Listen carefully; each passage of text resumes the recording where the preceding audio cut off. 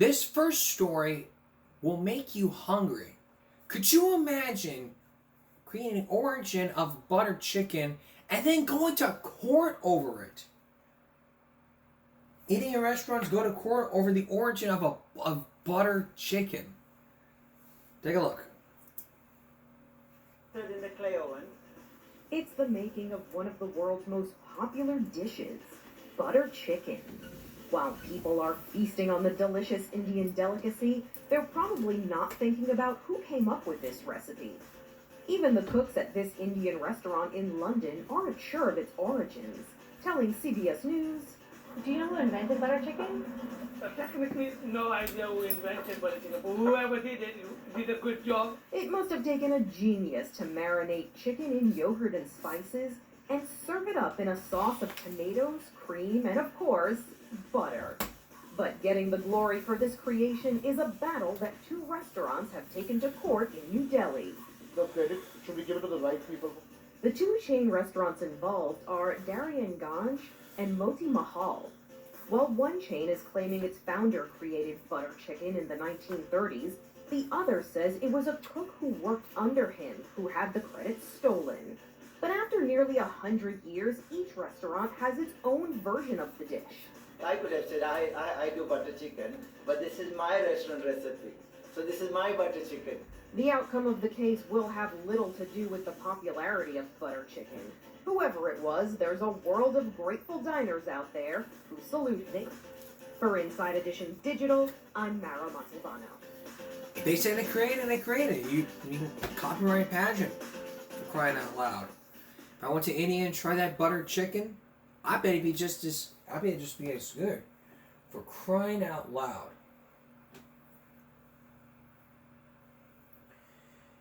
For crying out loud. You can't even... This is like a battle being fought over court. You can't fight over... It's like fighting over a toy. This is my toy. No, it's mine. This is mine. That's mine. That's mine. That's mine. Until the parents come in and break it up.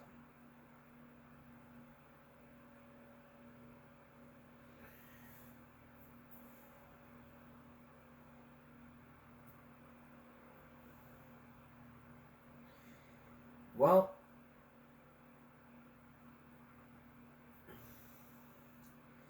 I don't know what else to talk about.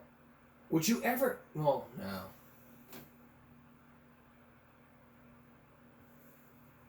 Could you imagine taking a break from your job and then you were shot and killed while on the job from a UPS worker? Take a look at this.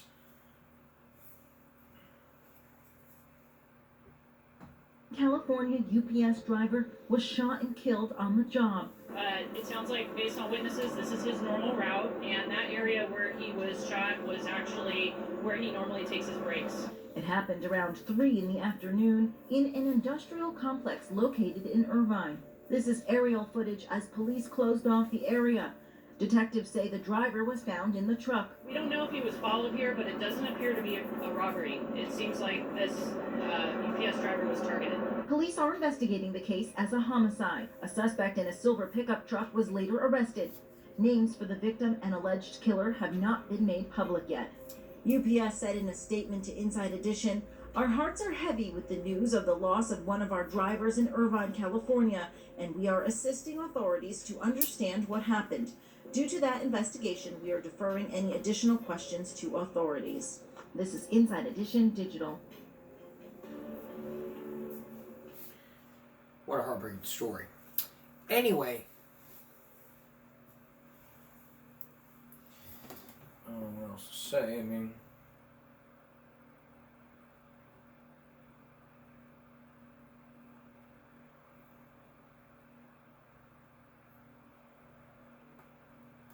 I don't know if there's any more bullying going on in these schools.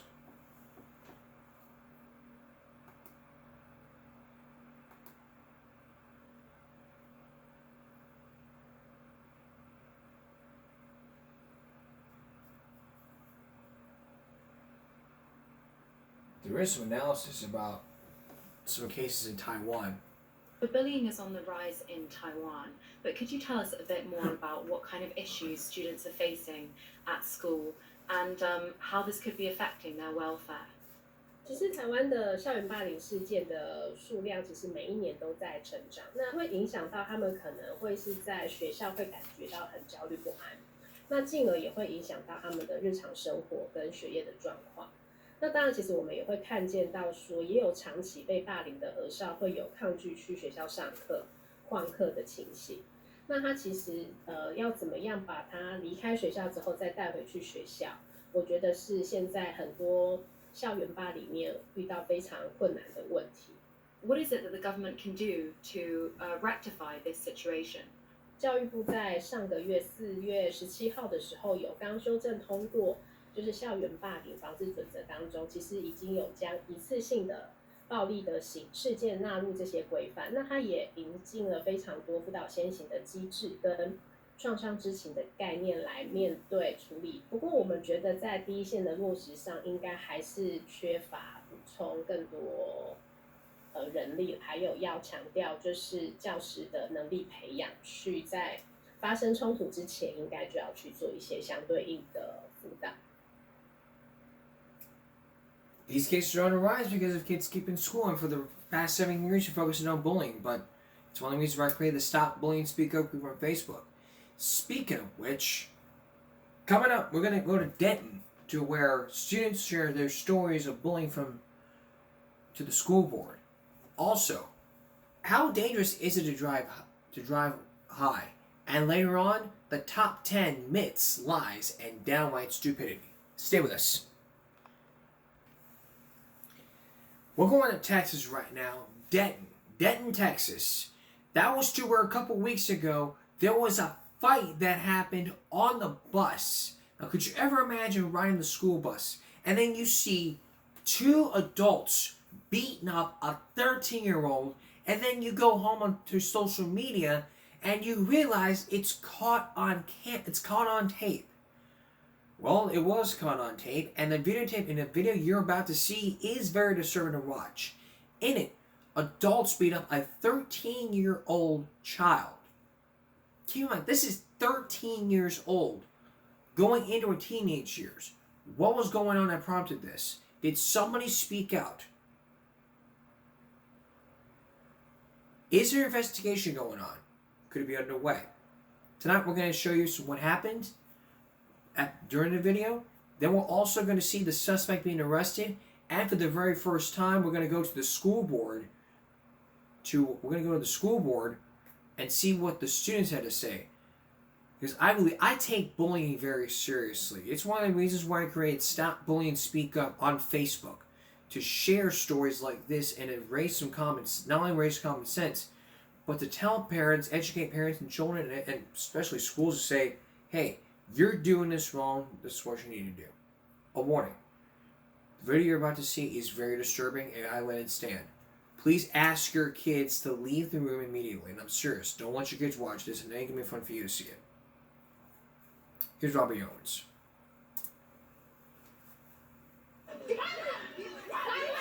The videotaped attack on a 13-year-old girl is horrifying, but what you're seeing here is round 2. The chaos first unfolded on a Denton ISD school bus leaving Betty Myers Middle School last week. She said if I didn't keep her name out my mouth, then she was going to beat me up. This child is the one being attacked by a girl she says she didn't even know. Scared, like I was scared. When did you realize that this girl's mother and another adult had gotten on the school bus? When she screamed mom. And what went through your mind then? Wish now I had my mama.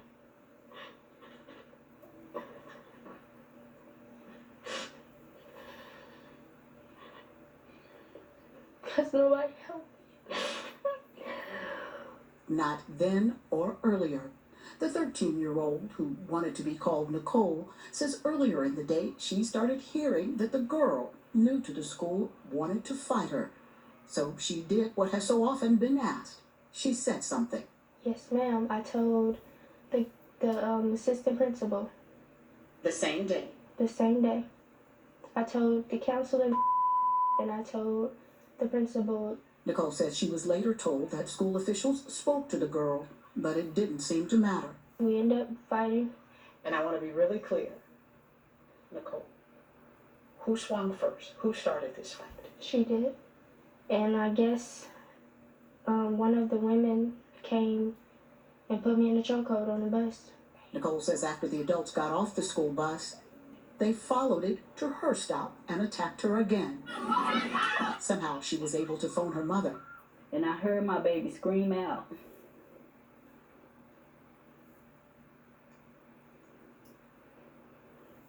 And no one did anything. No one did anything. Fighting back tears, Nicole's mother says she wonders why the school bus driver failed to act. Had he locked that door, called for help,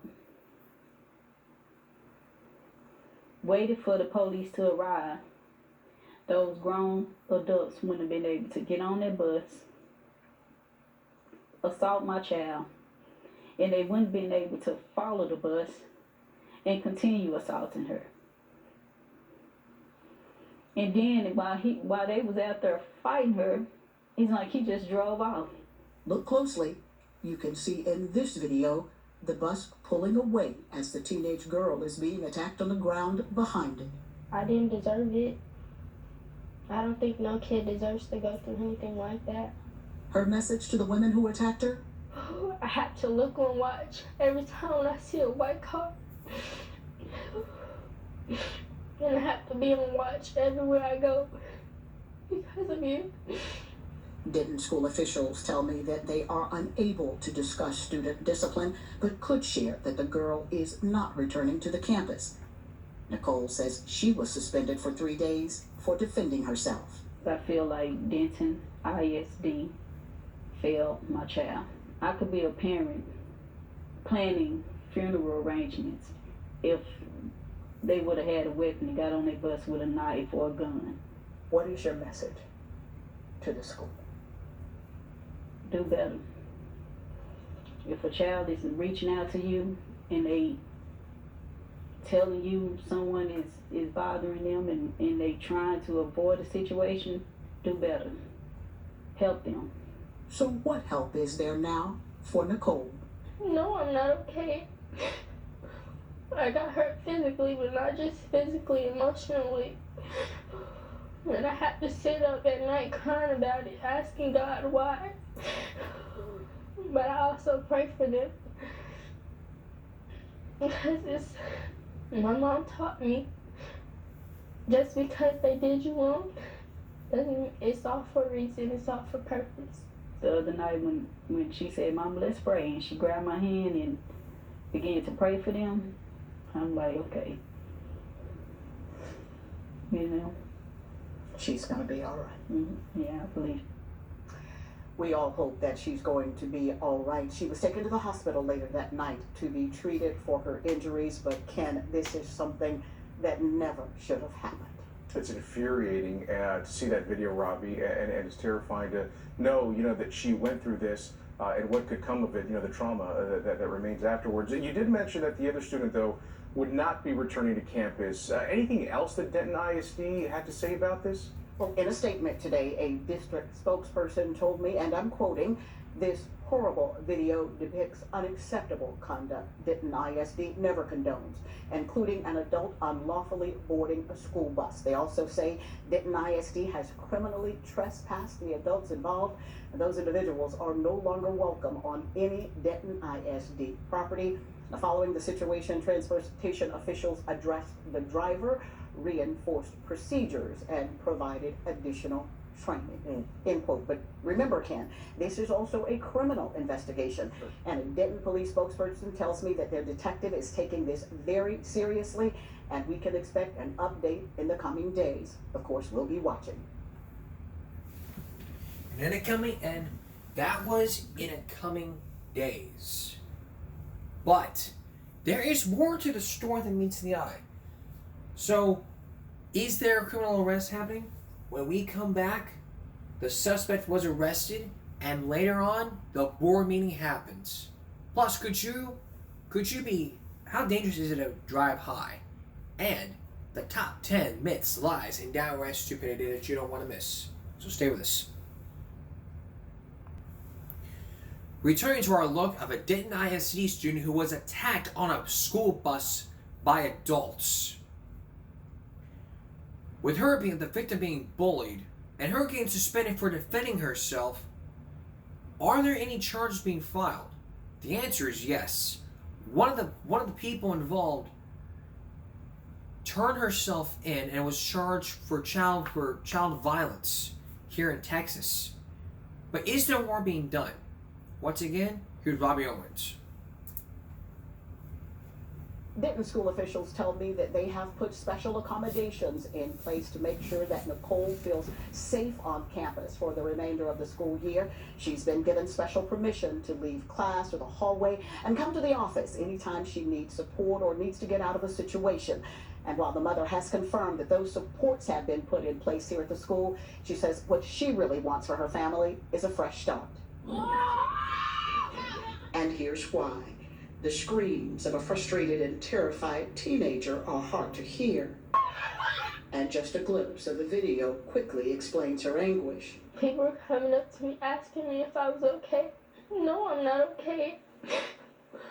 I got hurt physically, but not just physically, emotionally. The tears of the 13-year-old we are calling Nicole fell differently on the ears of licensed professional counselor Dana Burns. Just horror. It broke my heart. And since Burns is in the business of helping broken hearts heal, She was very clear on that experience and how it impacted her. And that was my heart to reach out to say, she's going to need some help on this journey. she has offered free counseling to the family left traumatized by the attack and by thoughts of what could have happened when two adults boarded a Denton ISD school bus. Nicole says after a classmate attacked her on the bus, the women followed the bus to her stop, where the attack continued. This video prompted police to charge 21-year-old Traviana Mays, described by police as the sister of someone involved in the incident. I could be a parent planning funeral arrangements if they would have had a weapon and got on their bus with a knife or a gun.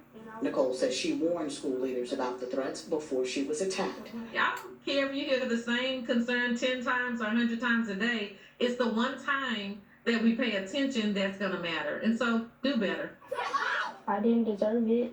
I don't think no kid deserves to go through anything like that. In Denton, Robbie Owens, CBS News, Texas. Oh, gosh.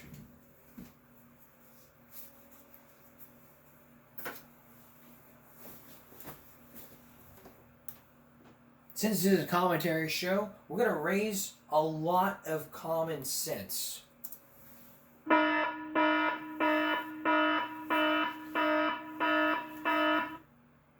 First for employment measures, that's great. Special privileges for the child, that's great.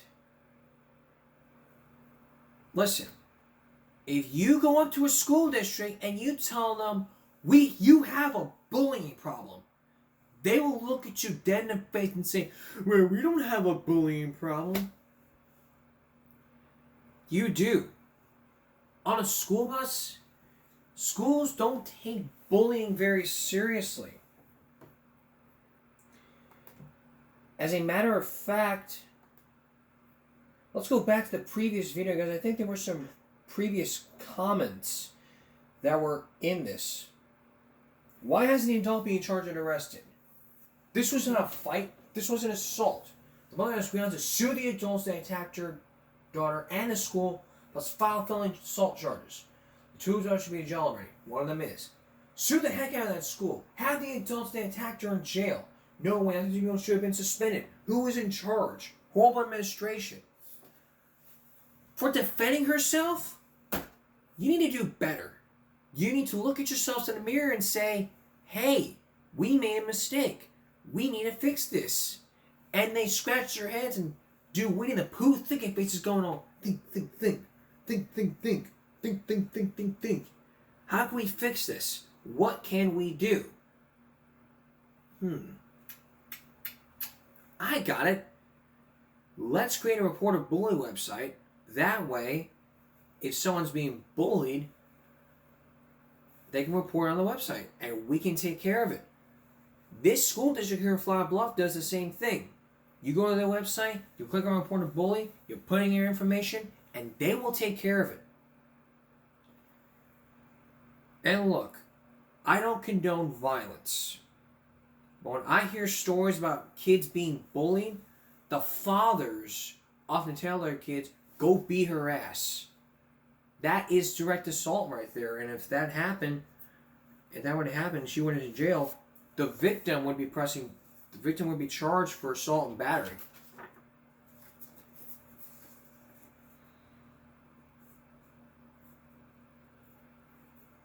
And I'll tell you that I would never be charged with assault and battery for beating up some child. Beating up a minor. An adult beating up a minor, that's a charge. It's a very serious charge. And for someone to come out and start saying to people, well, this is that and the third, and this was a topic on a talk show, it'd be all like, yes. This would be a whole talk show all about bullying and bring out the guests. Let's bring out Nicole. Nicole, come on out. Let's meet Nicole's mother. Come on out. And we have a whole conversation all about bullying, like, what's going on with your child? You know what I'm saying here? This was a talk show and it'd be different.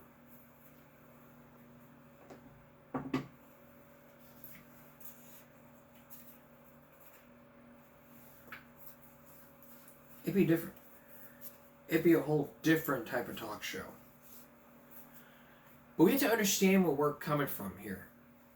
Where we're coming from here is there's nobody that understands all about bullying. How can we fix it? What can we do to fix it?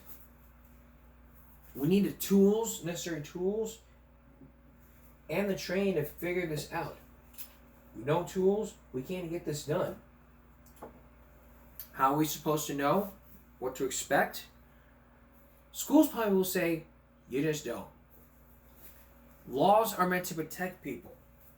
Unlawfully boarding a school bus, how about unlawfully attacking someone? Why is it always the victims punished and not the bullies? They're grown adults. What is this even? Yeah, that's right. The victim was suspended. Yeah, that's right. We suspend the victim and let the bullies get away. How is that possible?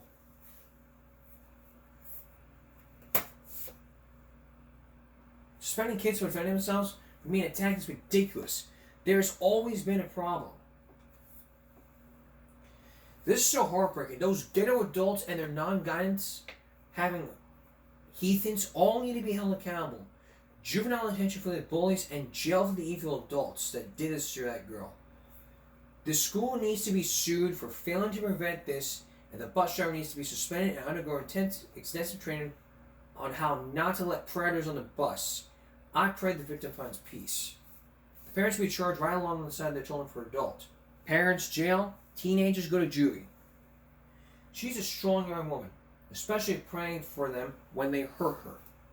Your inspiration, Hans. You stay strong. Shame those adult women. How much loser do you have to be as an adult to be fighting a middle schooler? Wow.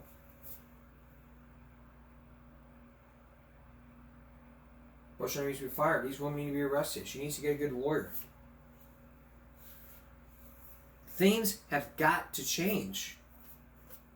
If things don't change, we're going to end up right back the way we were. We're going to end up right back at square one.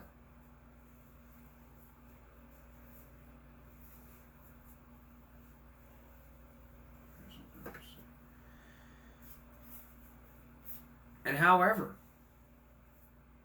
I go to school to be safe. I go to school to learn. I don't expect to see any fights happening in the hallways, in the cafeteria, in the classroom, on the bus. I don't expect fights to happen. I go to school, I sit there, learn, do what I'm told, yada yada yada, that's it.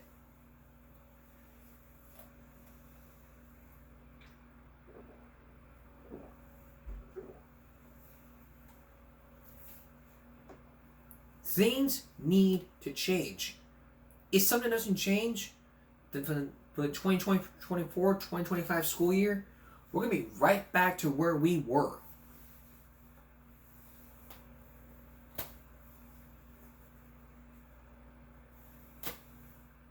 Sorry, that was a tag. Just bother my back. You know what that would be?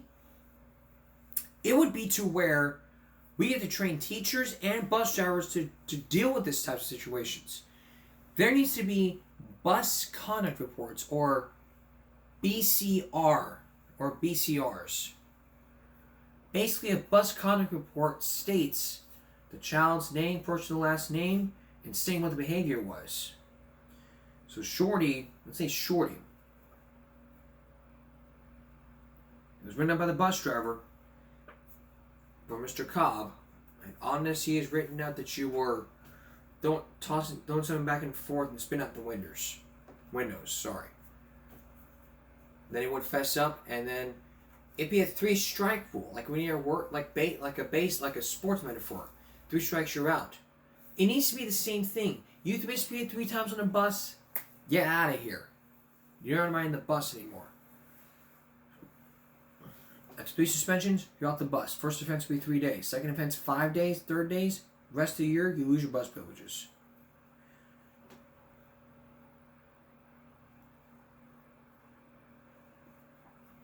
Things need to be done. And if we don't do something about this, I'm afraid by the 2024, 2025 school year, we're all going to go back to the same crap.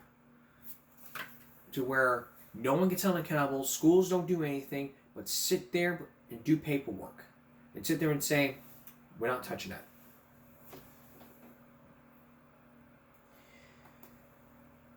Now, after that video, there were a lot of reactions.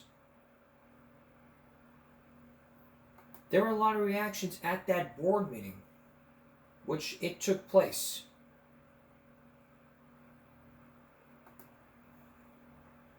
So we've seen the video, we've heard from the family and the victims. When we come back, we're going to hear from all the parents at that board meeting who share their concerns all about bullying in their stories. You may be surprised, you may be heartbroken by these stories. Stay with us. Welcome back to the Denton ISD Non-Bullying Sausage Fest. If you just joined us, we're focusing on a girl named Nicole who was attacked by adults on the school bus and continued on until nothing was done to prevent this. After that video surfaced, the school board decided to hold a meeting. A lot of parents were there. You're about to hear the parents you're about to hear the students and the parents all tell tales about when they were bullied, especially from one mother of a son who was brain damaged. Here's Lauren Crawford. I don't want nobody else to have to lose their life like he almost did. Yep. Things need to change and kids need to be heard. And they're not. And that's why there's too much suicide around the areas. Yep. Because of stuff like this happening and nobody's caring and listening. A room full of emotion last night as students and their families walked us through their individual experiences with bullying. Stories from a student who says he can't walk the hallways at school or wait for his parents in peace. A girl sent her account in writing alleging that she was sexually assaulted and it was connected to bullying. A middle school athlete reportedly had masked juveniles show up at his home, caught on camera, according to his parents. Then most recently, the 13-year-old we've been reporting on who was beaten up by an adult and child on the bus. I told the principals and the assistant principals and the counselors everything that was going on. They failed to do anything. I asked for help. Nobody helped me. They pulled the girl in, but nothing was done because it happened. Now, a spokesperson for Denton ISD tells CBS News Texas that What we heard in the school board meeting last night are grievances that have already been addressed by the district. However, we are waiting and are told that we will be getting a statement from Denton ISD later on today. So, of course, we will keep an eye on that and bring it to you as we get it. Live in Denton this morning, Laura Crawford, CBS News, Texas. Yeah, nonetheless, there's a climate of concern illustrated by those voices from that meeting last night from those families. Lauren, thank you. And again, nothing's done. You go to the board and say, hey, I talked to the principal. I talked to the counselors. They fail. Why did they fail? Nobody has the proper training. We need to have a psychologist or a therapist. If you were a therapist, then you could be a school principal or an assistant principal. You worked in therapy, you could be an assistant principal, you could be a counselor. You had a degree in psychology, you could still be a school principal. We need these things. How can we make sure it doesn't happen again? Well, if you have a degree in psychology and therapy, you could be an assistant principal, a principal, or a school counselor. That's what you can be. Instead of just putting them in therapy, you take them to the principal. And then if you want to be like this, go talk to the parents. Okay, how does that make you feel? How does that make you feel? Gotcha. Come back next week, we'll talk about it. I'm from Texas. If for them to say it's just accurate, I mean, for them saying a statement like,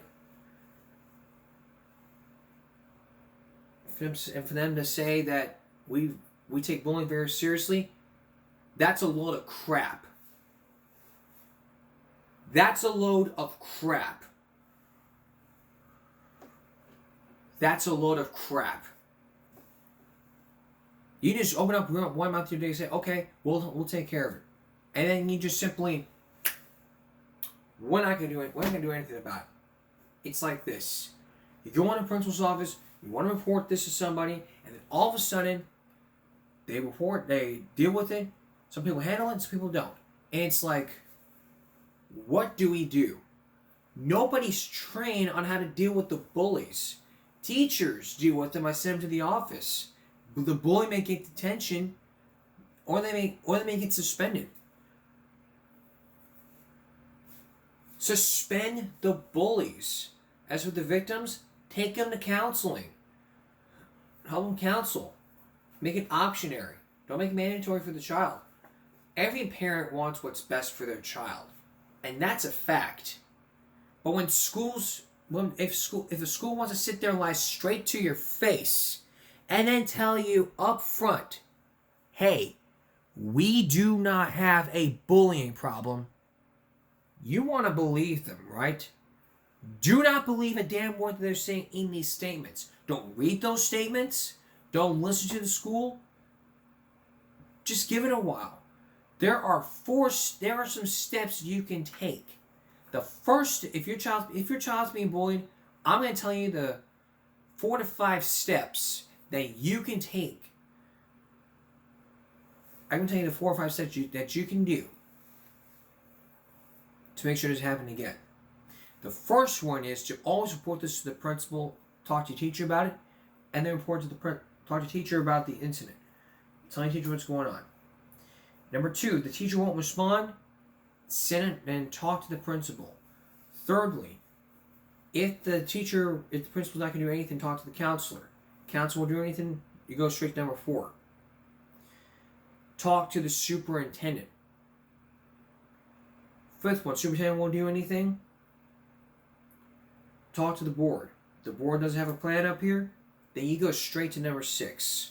Because people want to sit there and go, okay, we don't trust the school anymore, we're going to sue them. That's not after step number 5. After the 5th step, if you feel like they're not doing anything about it, you need to go straight to number 6.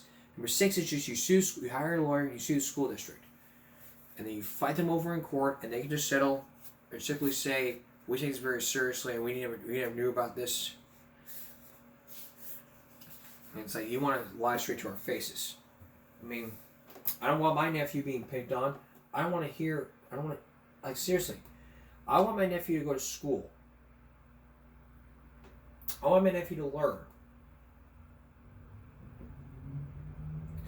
I don't want to see him being attacked by people. I want to see him being attacked, jumped on, or picked on.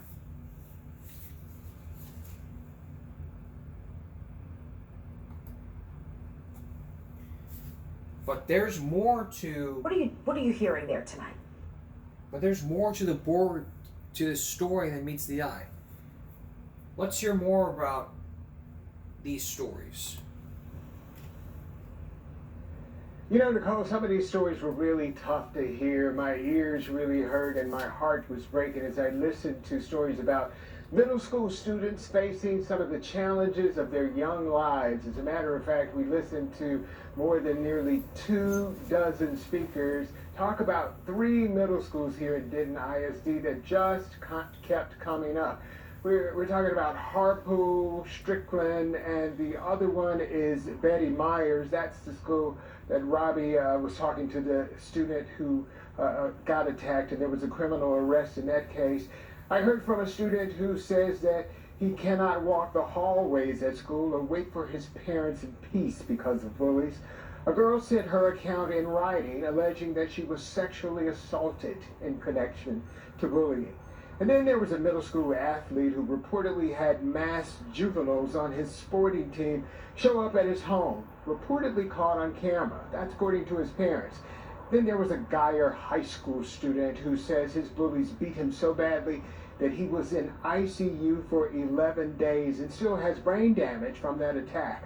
As a matter of fact, here he is trying to comfort his mother as she's speaking to the board, and you'll also hear from others. That's why there's too much suicide around the areas. Yeah. Because of stuff like this happening and nobody's caring and listening. My daughter got off the bus to protect her. But instead, when she got off the bus, she was jumped on by grown adults. I went to Harpool Middle School with excitement for new adventure, and both my experience has been anything but loneliness, fear, and defeat. So I wanted to show you this picture of Austin Lowry. He is that Geyer High School student who was comforting his mother at the podium. This is a picture of him in his hospital bed. They say this is what happened to him at a high school here in Denton ISD. You know, I spoke to the school spokesperson to find out what the school board trustees are going to do about this. Basically, because this was not on the agenda, they can't do anything about it, and that is just a matter of law. They also told me that many of the things that I heard tonight were grievances that have already been taken care of. They're going to send us a statement about what they heard tonight, and they wanted us to know that they take all of these things very, very seriously. Live in Denton, Marvin Hurst, CBS News, Texas. Don't believe these statements. You look at the news media and say, well, we got a statement from the schools, and they say they take bullying very seriously. Don't believe what they say. If you're going to send your child to a good school, you need to answer these questions. Ask them the question, hey, do y'all have a bullying problem? If they tell you, no, they do not, then look to the bullying reports. If they won't do it, walk away.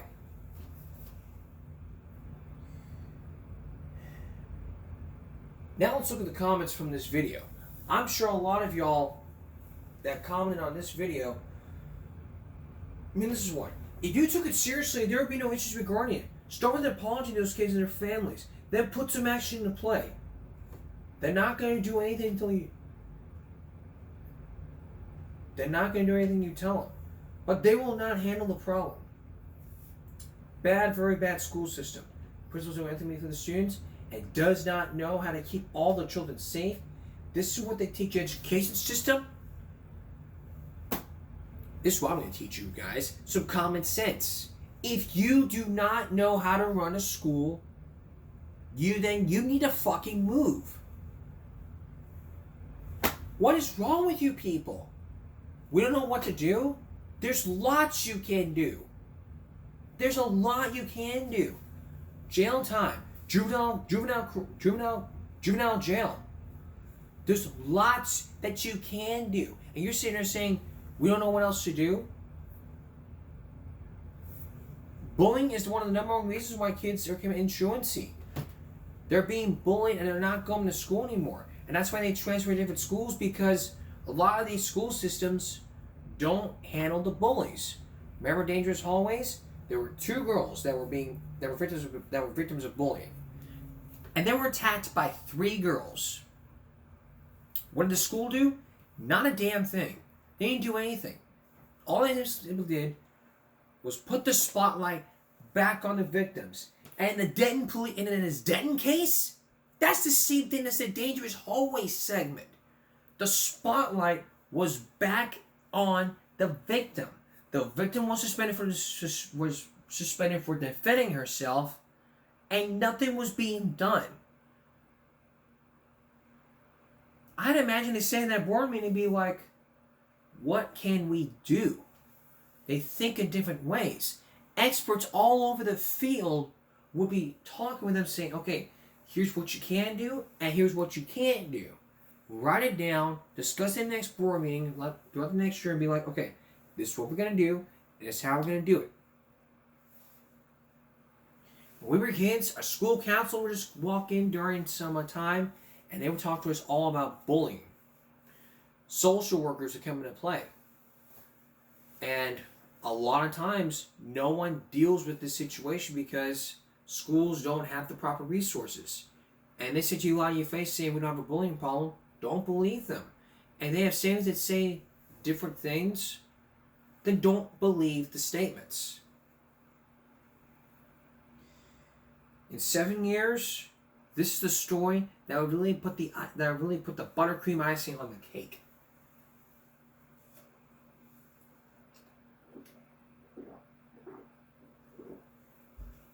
And if I had a second birthday, I'd blow the candles out of the story.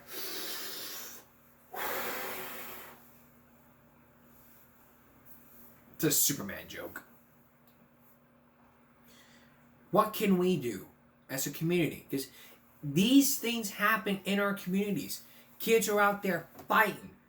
It's actually proven in every community that you live in. These kids are being bullied, and they're starting all these fights, and they're filming on social media. They're filming and posting on social media for everybody to see. And half the time, it's just complete bullshit because no one does a damn thing but just sit there and not care. Schools just basically the same thing. When you got a bullying problem, it's just as simple as, you know what? We need to do something, and if we don't do something fast, I'm afraid it's going to get all out of control.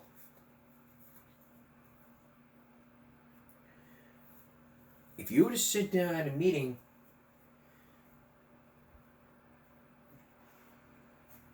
and tell them, okay, here's what we're going to do, and here's how we're going to do it, then no lawsuits would be filed. Here's the thing: if you were to come up with a plan, there'd be no lawsuits, and then everybody could live happily ever after and be in the safe school they were in. I recommend that y'all come here to this student right here who wants to transfer to school. I'd recommend that you come here to Flower Bluff ISD. Here in Corpus Christi, we have a great special ed program. We have a superintendent here who used to play. We have a football coach. They will help you out along the way, and there's counselors there that really help you out if you're having a problem. If there's a problem, they'll help you out here. They'll certainly take care of you. The bottom line here is, let's stop bullying and let's speak up about it. I'm very proud of the victim who stepped up and saying that I went to the principal, I went to do this, I went to do that, I did the proper procedures, and it really paid off, really. It really paid off. It ended up with her being beat up. But in the end, the suspect, the adults were arrested, school's probably not doing anything about it, and they're probably washing their hands in it. We'll keep you posted. Okay. Is it safe to drive while high? Or while doing drugs?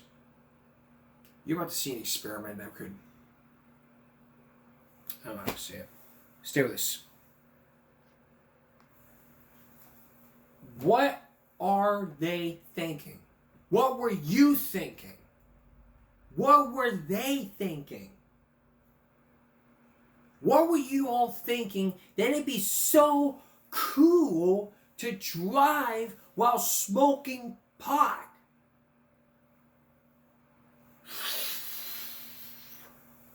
Oh, yeah, this shit feels good. I'm swerving, man. I'm swerving. Or eating some pot while I drive. Oh, man, what is that? Is that the burger? Is that a Burger King, man? Is that the King Burger? Oh, hey, it's King Burger having such a... Well, McDonald up here. This ain't no joke. 24 states have legalized marijuana. And they're taking advantage of it by smoking pot in the car while they're driving. And what were you all thinking? I'm doing shit like this. Here's Lisa Guerrero. What on earth are they thinking? Smoking weed while driving? So funny. Look, this bozo is hitting a bong behind the wheel. People across the country are posting videos of themselves smoking pot and driving. I'm fried. Megan Fox's boyfriend, Machine Gun Kelly, even wrote a song about it called Smoke and Drive. But what about the potentially deadly consequences? The 21-year-old driver who caused a 5-car pileup in Fremont was stoned. In California, this doped-up driver killed 3 people.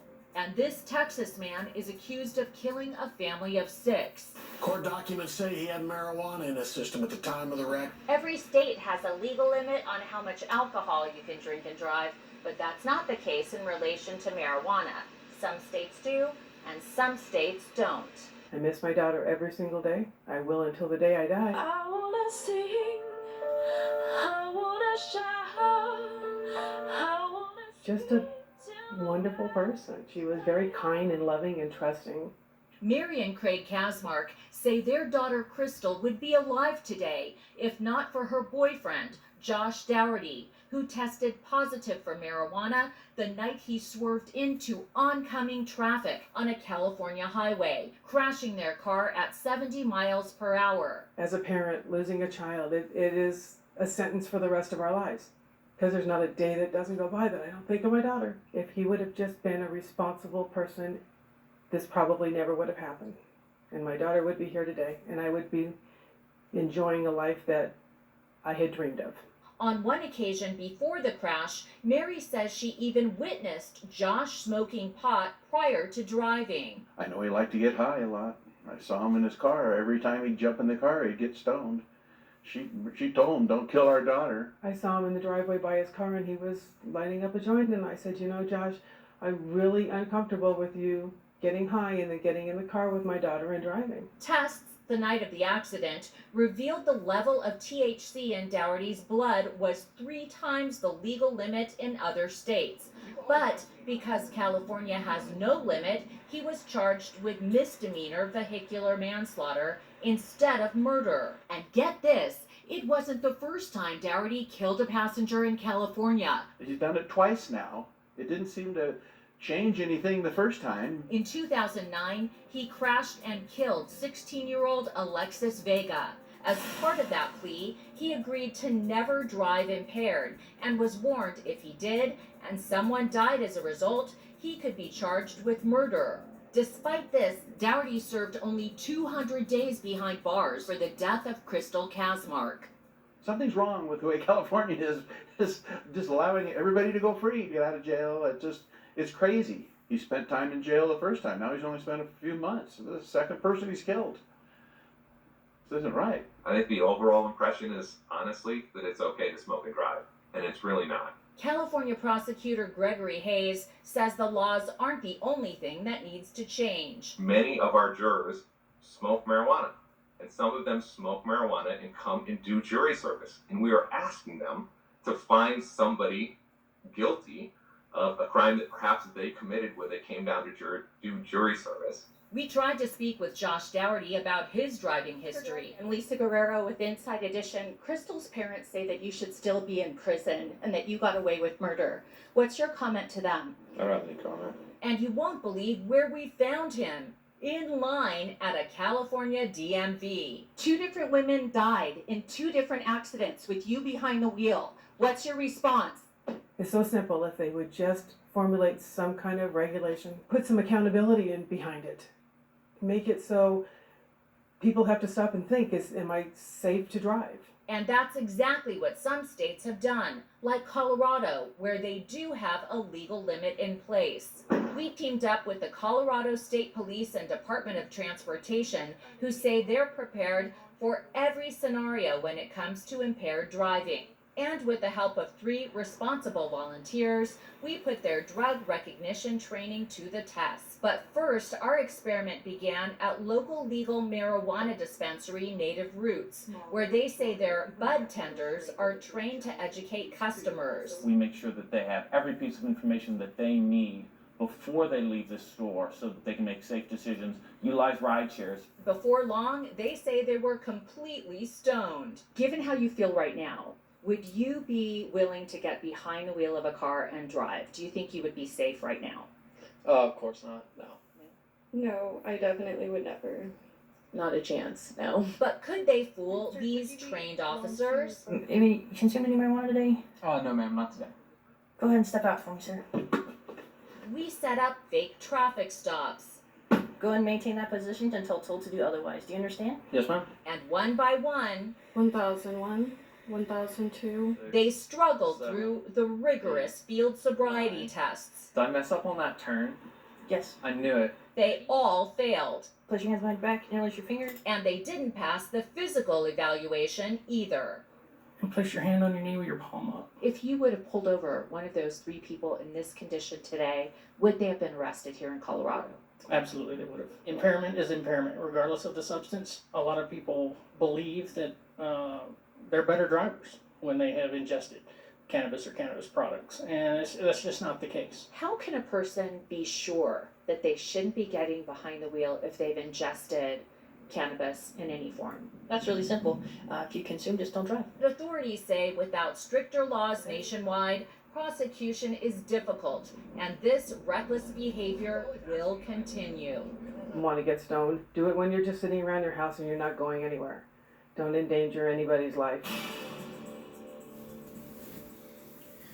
I think that's an excellent common sense perspective. It's time we raise our common sense alert.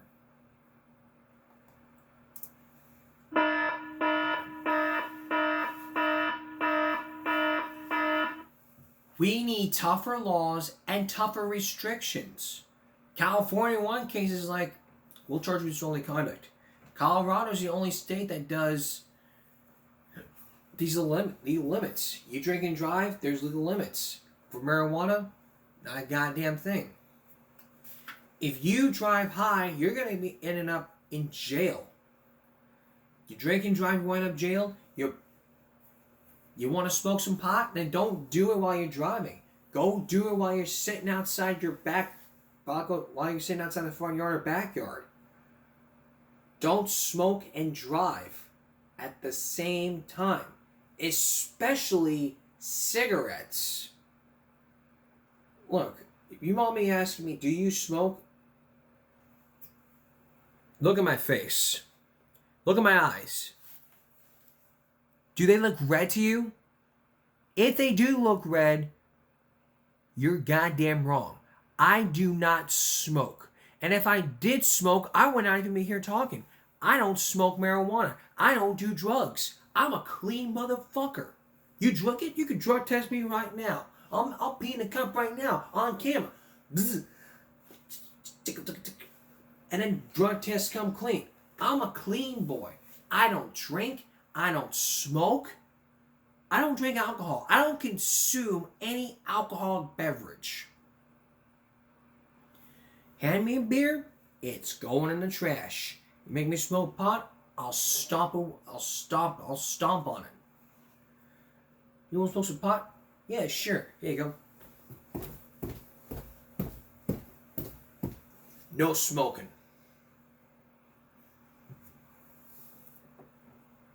Don't ever smoke again. You smoke and drive, you are in big, big trouble. And even then,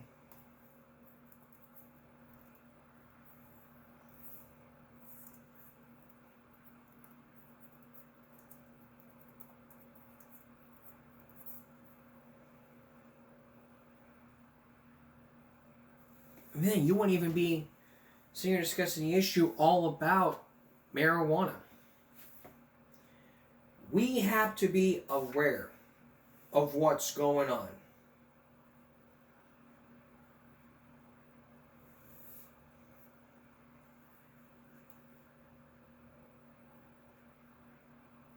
Around here. And if we don't do something about it, I'm afraid nothing will get done. Coming up, a preview of Saturday's show and our viral break. Stay with us. Before we get to our viral break, here's our last bullying story. In Seattle, it's to where a father spoke out after her daughter was beaten at a middle school. This is very similar to Denton. Take a look.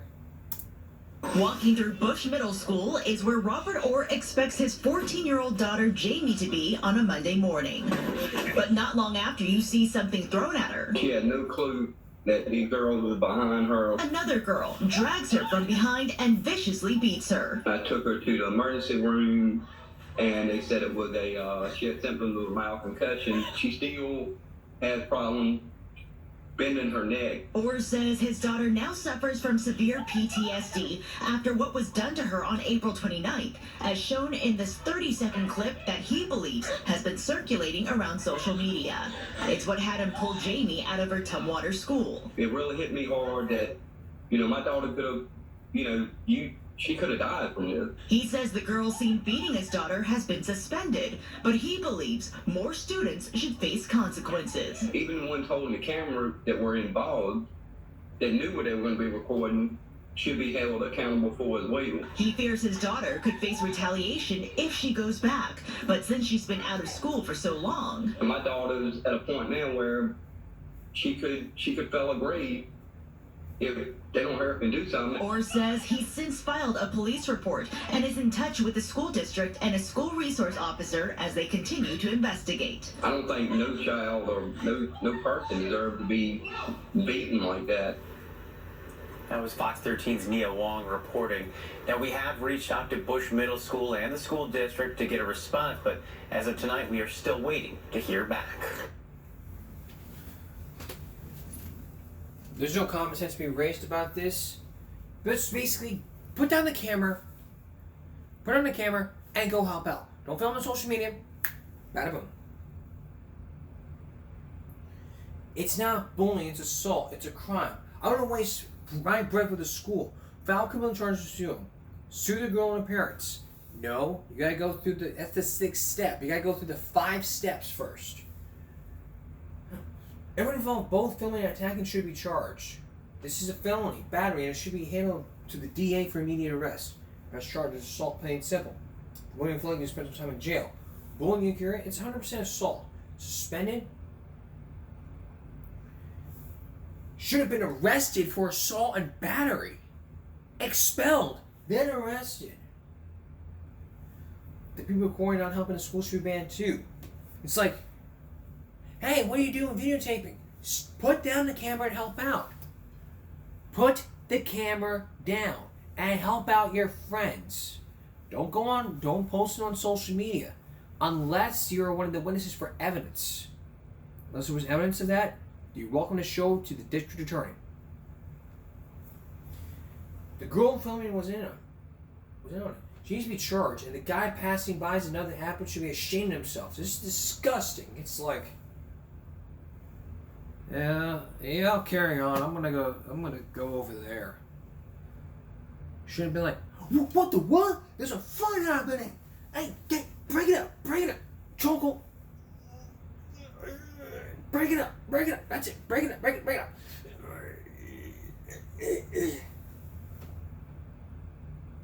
Nah, the kids need to be arrested, charged in jail. They F their future when they attack a person.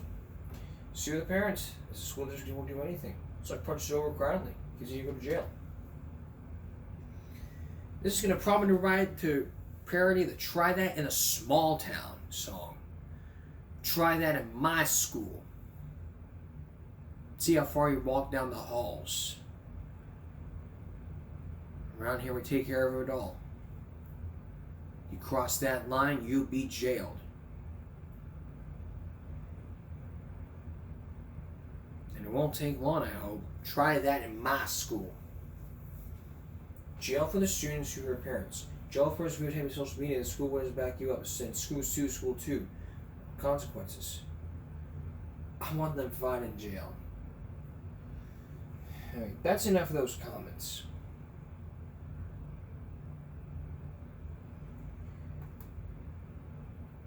Again, before we get to our viral break, you know what? Let's get to our viral break right now. Then we're going to preview. I got a great story for you from Kid Behind the Camera. This was about the time he got arrested. That Angry Grandpa and Pickle Boy got arrested by the FBI with over 530,000 views. What's going on, you guys? Kid Behind the Camera here, and today is Thursday, which means today is Throwback Thursday. And you guys, I wanted to do something special. You know, the other day when I was asking everybody what they think I should start doing more of in my vlog, stuff that I stopped doing, a lot of you said that I stopped telling Throwback Thursday stories. So I decided to bring it back, and bring it back with a bang. Ladies and gentlemen, welcome to my first ever Throwback Thursday story time. And I thought, what better story to start it off with than my Throwback Thursday story time than with the time I got arrested by the FBI. Because guys, I got arrested by the frickin' FBI.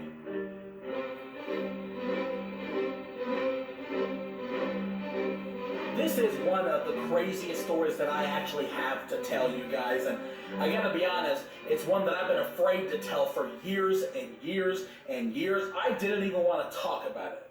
After it happened, me and Bridget took a vow of silence and said, nope, that story's gone, we don't speak of this ever again. Yet here I am, years later, about to tell the one story that I swore I would never tell. This is gonna be tough. The story goes all the way back to Trailwood, you guys, when I decided to prank Grandpa with a fake bomb. Yes, the infamous fake bomb prank. A lot of you guys may have seen the video. Unfortunately, it was only online for about 3 hours before I took it off the internet. Now, if you never got a chance to see the fake bomb prank, the basic premise was I took road flares, black electrical tape, wires, contracted it together with an alarm clock, and I put it in a UPS package and told Dad that it came through the mail. The problem was, it didn't come through the mail, but I made it look like it did anyways, which was my biggest frickin' mistake. Guys, I walk into Dad's trailer and I'm like, hey Pop, look at this, you got a package. It looks awesome. You should open it. And unfortunately, he wasn't into it. He was not gonna open the package under any circumstance. I was like, Dad, open it. Mike, you think I never turn a dress? Get it out of my fucking house. I want nothing to do with this goddamn package. If he doesn't open the package, he can't see the fake bomb inside, and the video is totally freaking blown. And then, ding! I get an idea. Oh, it's a brilliant idea, I thought. This is what I need to do. I was getting a package from UPS that day, and I thought, hey Dad, why don't you ask the UPS driver? Brilliant idea, I thought. UPS pulls up to the house. Dad walks up to the UPS driver. He hands him the package. The guy says that he shouldn't open it, hands it back to him, and that's what I filmed. I filmed the UPS driver handing the package back to Dad, and put it in the video as if this fake bomb somehow actually made it through the mail. Guys, this package never made it through the Postal Service, never mailed it, never took it to the post office, never took it to UPS, but I didn't make that clear in the video, and that's where I done fucked up. So I upload the video, it's getting tons of views, it's going viral, I am freaking happy. I go to the store, I start getting stuff to make dinner, I am happy as hell, and then my phone rings. Mike, you gotta get your ass here quick, okay? I'm not playing, I ain't fucking around, you don't gotta send some shit right now, you damn motherfucker, get the hell out, goddamn FBI! And I couldn't understand a damn word he's saying, like, Dad, slow down. What are you talking about? Mike, I'm not playing, the goddamn FBI's here, get your ass here right goddamn now. And he hangs up on me. The FBI was at our house in Trailwood, and I was taken aback. I lived in the apartment at the time. I was like, what the hell's going on? Is he pranking me? I really thought that it was a prank. Another couple of minutes goes by, and my phone rings again, and guys, I don't remember the agent's name for the story. We're just going to call him Agent Johnson. I answer the phone, and he says, Michael Green? This is Agent Johnson for the FBI. At this point, I am shitting my pants. Maybe literally, I don't know, my butt was clenched together. Something I got from my dad is when I get a phone call and we're not expecting it and it's serious, we are shaking like hell. So I'm talking to this FBI guy. Yes, sir? My name's Michael Green. Everything okay? Now the FBI agent tells me in about a minute, I'm gonna get a knock on the door and I need to let the agents in. Of course, I still thought maybe this could be a prank. Maybe Dad pulled off some epic shit. I don't know. Next thing I know... Sorry, dogs, I'm just telling a story. I opened the door to the apartment. About 9 FBI agents walked into my frickin' living room, and they started taking computers, tablets, cell phones, whatever they could get that was electronic, boxing it, and taking it out of the house. At this point, I'm shitting my pants. The FBI is confiscating my computers, and Agent Johnson is walking me through every step of the process. He tells me, Michael, we want your computers, and in just a second, we're going to arrest you. You're under arrest by the FBI. And guys, I was fucking under arrest by the FBI. They put me in handcuffs, they took me to this like black Suburban that was sitting out in front of the apartment complex, and they took me to the FBI holding cell. I got arrested by the FBI because of a freaking YouTube video. I couldn't believe it. I was like, please, give me a chance to delete it. No, we need it for evidence. Please, just let me delete it. You're under arrest. I was under arrest. I had one phone call. I called Bridget and I was freaking crying, dude. I was like, babe, they're keeping me, okay? I need a lawyer. Call me a freaking lawyer. Bridget called every lawyer in Charleston. She got one. The lawyer came down to the facility to talk to me. We're talking to the FBI people. I am not being allowed to leave. I am being kept. They are scanning my computers, thumb drives, hard drives, everything that they came across in my house, and they're making sure that I'm not a danger. Charge number 1, I'm looking at 100 years in prison for sending a bomb through the mail. I didn't send one. I didn't send a bomb through the mail. What are you doing? Look at the video files. Number 2, UPS is going to sue me for $100 million for damages to the company. What the hell? I didn't even ship it to UPS. I was filming him give the package back to Dad. Please, I'm sorry. I got tears rolling down my face, shit coming out of my ass. I am terrified, I'm humiliated, and I just want to go home. I want to go home. I wish I didn't do it. They didn't keep me very long in the holding cell. They kept all of our stuff. They're investigating our channel. I go back to the trailer park. Dad's pissed. What the hell you got us involved in now, Mike? I hope they fry your ass for this. I'm like, dude, it was a joke. It was a prank. You were there. Now I am looking at the longest 4 days of my life while the FBI investigates my computer hard drives, the original files of the prank, the video on YouTube, the works. And I am shitting my pants the entire time. I'm crying. I'm terrified. I don't know what's going to happen to my future. Am I going to prison for 100 years for a YouTube video? Is this real life? Long story short, I obviously didn't go to jail. I obviously didn't get sued by UPS. I obviously got off the hook, and the reason that I got off the hook is because they looked at the original files. They saw I never shipped anything through the mail. They saw it wasn't a real bomb. They saw it was road flares and electrical tape. They saw it was for a prank on YouTube, and they saw that I didn't harm anybody in the process, and I was very apologetic, and I still am apologetic. I am very sorry for everybody that I have offended and upset or whatever happened during the course of that video. I had to apologize to UPS. I had to apologize to the federal government. I deleted the video, and I swore that I would never upload it again.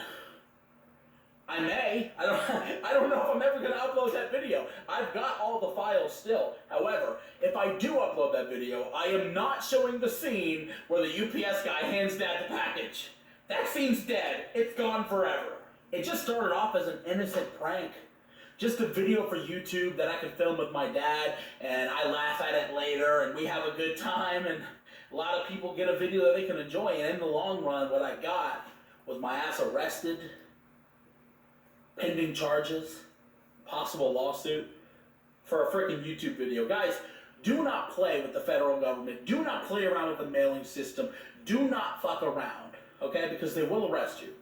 They're not joking. They take this very seriously. Do not turn the government into a joke, because they will bite you in the ass if you do. I learned my lesson that day. I swore I would never do anything that could possibly have some criminal, repercussions in the long run. I agreed. I don't want to do it anymore. I'm finished. My pranking days are over. Of course they weren't. I did many more pranks, just nothing that serious. Guys, this was the biggest prank that I ever did, and it was the scariest time of my life. And I'm sorry to everybody that was involved with it and just intertwined with it, Bridget and Dad. I fucked up. It was stupid. I should have never done it. And if I had to redo it, I would. I'd do it again because I was stupid. Of course I would do it again. That's the story, you guys. I did a fake bomb prank. I got arrested by the FBI. They took me. They took my computers. I shit my pants. Oh, and by the way, when it was over, they became fans of the show. Thanks for watching, you guys. That is it for my very first ever Throwback Thursday story time video. Smack the like button if you want to see more. That's the story. Next Wall Breaks me all about Angry Grandpa versus CC's Pizza. The video that was deleted. That's our next Wall Break, which is going to be tomorrow. And speaking of tomorrow, here's a sneak peek of what we got for tomorrow. I promise you we're going to do this in today's episode, but because of the bullying story and effects, so here's a preview of, here's a sneak peek of the 10 myths, lies, and downright stupidity. Both movies that said, getting cold will give you a cold. Wearing wet clothing after exposure to bad weather conditions, or cooling off too quickly when overheated. You get a cold by coming out with no jacket and the cold weather. That's how you get a cold. That's what my mother always told me. When the blizzard happens, my grandma, she's like, you're gonna catch the flu if you get too cold. So when they go outside, It's like I'm prepared to go to war when she gets me all dressed up with that stuff. It's like I have to wear 3 coats and 3 pairs of pants. That's tomorrow. The top 10 myths. The top 10 myths, lies, and downright stupidity from John Stossel. That's all for this edition of Give Me a Break Friday going to Saturday. We'll see you again for Give Me a Break Saturday night. For all of us here at YouTube and Give Me a Break, stop bullying, speak up. Concentration, not strength. No jaywalking, no smoking while driving, no drinking while driving. Respect your elders. You have yourself a great night.